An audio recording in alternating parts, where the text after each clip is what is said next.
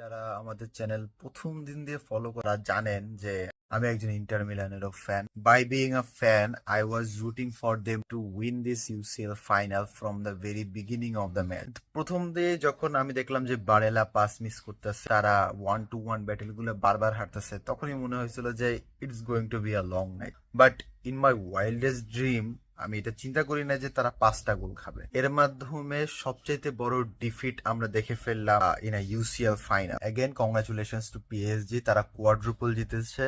যে জায়গায় ট্রেবল জিতে অনেক বড় একটা ব্যাপার, সেই জায়গায় কোয়াড্রুপল জিতে ফেলেছে পিএসজি।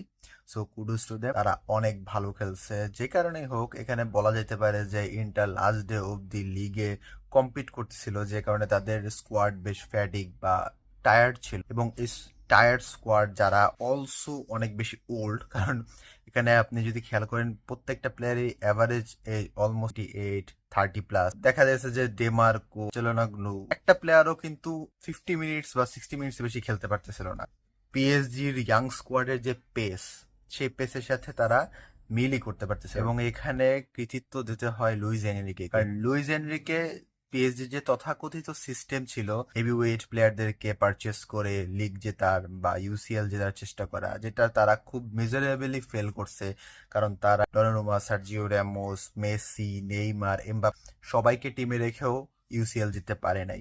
কিন্তু একটা তথাকথিত ইয়াং স্কোয়াড নিয়ে তারা কিন্তু ইউসিএল জিতে ফেলেছে। এর জন্য অবশ্যই লুইস এনরিকে যথেষ্ট সম্মান দেওয়া উচিত, কারণ সে আসার পরে এই জিনিসটা ব্রেক করছে যে হেভিওয়েট প্লেয়ার দিয়ে ম্যাচ জেতা। বলতে গেলে প্রত্যেকটা পজিশনে সে নতুন প্লেয়ারদেরকে রিক্রুট করছে। কাভার্সকেলিয়া বা ডেম্বেলে, যাদেরকে আমরা বড় কম্পিটিশনে এখন অব্দি দেখি নাই, তাদেরকে সে ভরসা করছে এবং নিজের টিমে জায়গা দিয়েছে। ডেম্বেলে তো অলমোস্ট ফিনিশ ছিল, ওকে নতুন করে রিকার্নেশন করার পিছনে কিন্তু লুইস এনরিকের একটা ভালো অবদান রয়েছে। ডেম্বেলে কিন্তু এই সিজনের ব্যালন ডি'র জেতার একজন মেইন দাবিদার। এবং আমার মনে হচ্ছে যে it's now clear who is going to win this Ballon d'Or if everything stays okay. বেচারা এমবাপ্পের জন্য খারাপই লাগতেছে যে যখন সে টিম ছেড়ে চলে গেল, সেই সময় হচ্ছে তার ওল্ড টিম ইউসিএল জিতে ফেললো। যদিও সে স্টোরিতে তাদেরকে কংগ্রাচুলেশন জানাইছে, এটা স্বাভাবিক নিজের ওল্ড টিমকে সাপোর্ট জানানো, and it is a good gesture by Mbappe. Simon Inzaghi তার যে ইন্টার টিমটা আছে সেটাকে যথেষ্ট পরিমাণে স্ট্রেচ করছে, আর এটাকে স্ট্রেচ করা পসিবল না। যতদূর শোনা যাচ্ছে যে ইনজাগি পসিবলি আল হেলালে চলে যাবে, এবং আল হেলালে চলে যাওয়ার পর অবশ্যই সে আর ইউরোপে ব্যাক করবে না। ওখানে হাই অ্যামাউন্টের ওয়েজেস সে পাবে, এবং সেটা দিয়ে সে তার লাইফ খুব ইজিলি সুন্দরভাবে লাক্সারিয়াস দুবাইয়ের হোটেলে কাটা দিতে পারবে। এখন তার অবশ্যই এই স্কিমটা নেওয়া উচিত। অন্যদিকে ইন্টারের টিমকে পুরো রিবিল্ড করতে হবে ইন মাই অপিনিয়ন, কারণ এবার তাদের একটা ওয়েক আপ কল ছিল, কারণ তারা সিরিয়াতেও হেরে গিয়েছিল লাস্ট অব্দি। নেপোলির ইয়াং টিমের সাথে তারা কিন্তু কম্পিট করতে পারে নাই। সো তাদের টিমে বেশ কিছু রিক্রুটমেন্ট দরকার। এবং ইন মাই অপিনিয়ন ইন্টার মিলানের যে ওনাররা আছে তারা বেশ স্মার্ট, তারা বেশ কিছু স্মার্ট সাইনিং অলওয়েজ করে আসছে। তারা দেখা যাবে যে ভালো সাইনিং করে নেক্সট ইয়ার একটা কামব্যাক দেবে, এবং তাদের কামব্যাক দিতেই হবে, কারণ তারা হিস্টোরিক্যালি অনেক বেশি এলিট একটা ক্লাব। লুইস এনরিকে বলছিল যে সে তার মেয়ে যে হচ্ছে বোন ক্যান্সারে মারা গিয়েছিল তাকে ডেডিকেট করবে এবারে ইউসিএল ফাইনাল, এবং তার জন্য সে এবার ইউসিএল ফাইনাল জিতবে। এবং it is very overwhelming to see that this guy has actually achieved that thing. এটার মাধ্যমে সে তার মেয়েকে একটা ভালো ফেয়ারওয়েল জানাতে পারছে, and he said that she was always with him.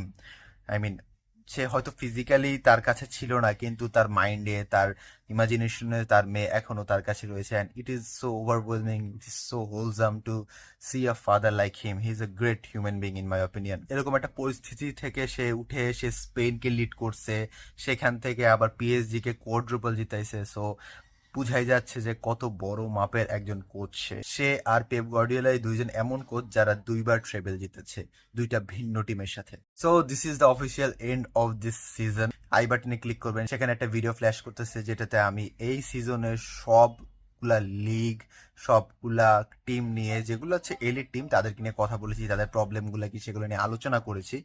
So please check that video out. Hopefully next year আরো বেশি অ্যামেজিং হবে, কারণ নেক্সট ইয়ার ওয়ার্ল্ড কাপ আসতেছে। দেখা যাক কি কি সাইনিংস হয় নতুন, সেই সাইনিংস গুলো নিয়েও আলোচনা করা যাবে। তো জানাবেন যে কিরকম হয়েছে ভিডিওটা। ভালো লাগলে লাইক দেবেন, বেশি ভালো লাগলে শেয়ার করবেন ফ্রেন্ডদের সাথে। আপনি জানাবেন যে আপনার কেন মনে হয় যে এবার ইন্টার চোক করলো লাস্ট মোমেন্টে এসে, যেখানে তারা কিন্তু বার্সেলোনার সাথে বা বড় টিমগুলাকে খুব একটা ভালো প্রতিদ্বন্দ্বিতা দিয়েছিল, রেদার দেন দ্যাট এখানে এসে কেন তাদের এই অবস্থা হইলো, যেটা আমাকে ফ্রান্স আর ক্রোয়েশিয়ার ফাইনালের কথা মনে করেছে। আর আমি এটা মনে করি যে অ্যাকচুয়ালি তাদের একটা ওল্ড স্কোয়াড বলেই এই প্রবলেমটা হয়েছে। তো অবশ্যই জানাবেন ভিডিওর কমেন্টে যে আপনারা কি মনে করেন। দেখা হবে নেক্সট ভিডিওতে। টিল দেন।